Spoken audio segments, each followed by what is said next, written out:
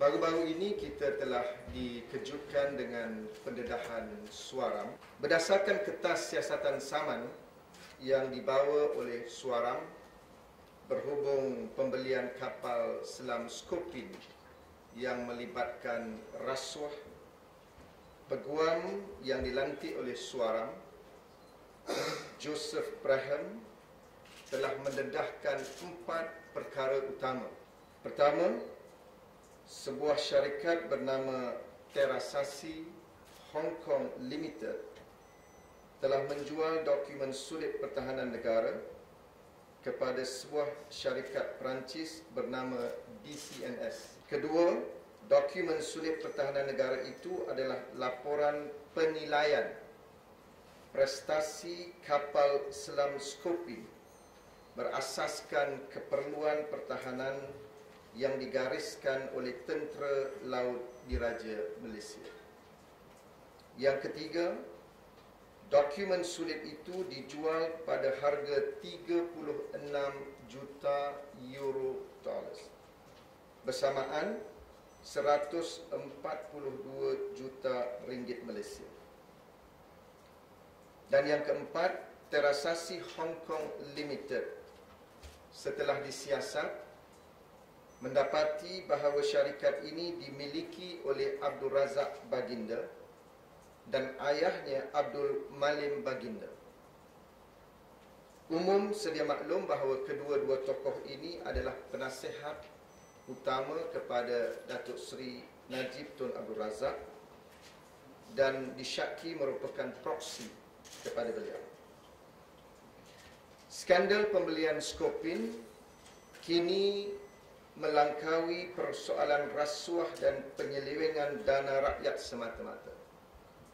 Perkembangan terbaru ini merupakan satu kejutan dan rakyat Malaysia menuntut supaya Perdana Menteri mengambil dan memikul tanggungjawab sepenuhnya. Pendedahan ini menunjukkan bagaimana pimpinan UMNO tidak teragak-agak untuk menggadai kemerdekaan dan kedaulatan negara, termasuk keselamatan negara, demi mengumpul kekayaan peribadi. Tindakan menjual rahsia pertahanan negara adalah satu pengkhianatan pada tahap yang tertinggi yang mesti dipertanggungjawabkan ke atas Perdana Menteri Datuk Seri Najib sendiri kerana ianya berlaku semasa beliau memimpin Kementerian Pertahanan. Saya ingin mengingatkan Datuk Seri Najib bahawa penjualan laporan penilaian prestasi Skopin dan keperluan pertahanan tersebut bermakna negara asing telah mendapat maklumat terperinci strategi pertahanan negara.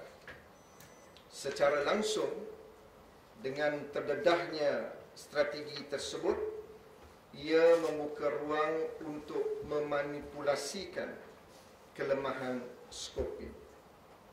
Tindakan ini juga mendedahkan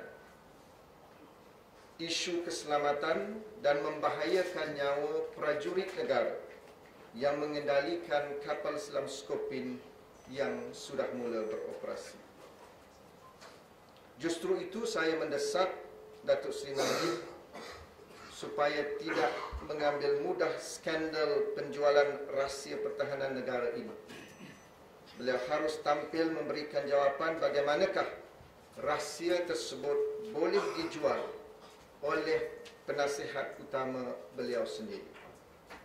Saya juga mendesak pihak berkuasa yang terbabit, iaitu Polis Diraja Malaysia, Suruhanjaya Pencegahan Rasuah Malaysia dan Angkatan Tentera Malaysia supaya memulakan siasatan segera untuk membawa mereka yang bertanggungjawab ke muka pengadilan. Sekiranya ATM, Angkatan Tentera Malaysia, tidak terlibat dalam penjualan maklumat strategi negara, maka saya mendesak pimpinan tertinggi Angkatan Tentera Malaysia untuk membuat laporan polis dengan segera. Terima kasih. Itu kenyataan berhubung penjualan rahsia pertahanan negara. Sekarang saya meminta Brigadier Jeneral Datuk Abdul Hadi untuk memberikan kenyataan beliau seterusnya. Assalamualaikum warahmatullahi wabarakatuh. Seperti yang telah diberitahu oleh Wadi tadi, yang saya adalah bekas pegawai tinggi dalam Tentera Udara Kerajaan Malaysia. Saya ingin bacakan kenyataan akhbar Parti Keadilan Rakyat berhubung dengan skandal penjualan rahsia pertahanan negara berpunca dari pemusatan kuasa di tangan menteri. Saya memandang berat pendedahan oleh peguam-peguam Perancis yang dilantik oleh Suaran bahawa syarikat Terasasi Hong Kong Limited telah menjual dokumen sulit pertahanan negara kepada kontraktor pertahanan dari Perancis. Sebagai bekas pegawai tinggi Angkatan Tentera, tindakan tersebut sudah tentulah satu pengkhianatan besar kerana ia mendedahkan strategi pertahanan negara.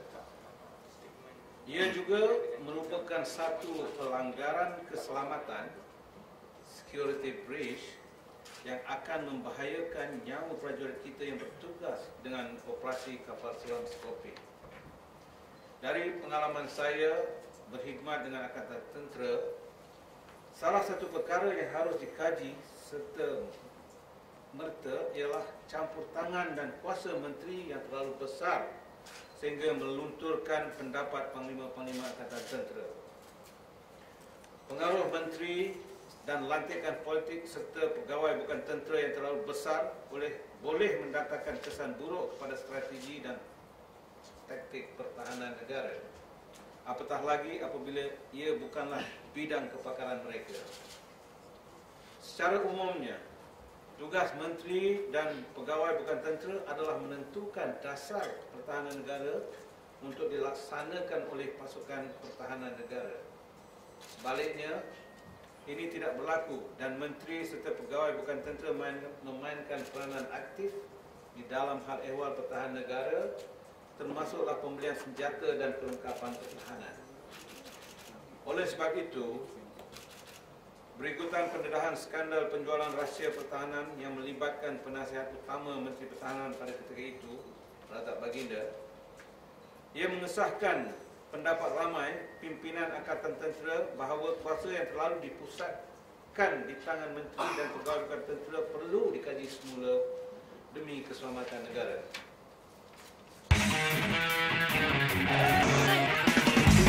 MalaysiaKini.com. Kepada Malaysia Kini. Malaysia Kini.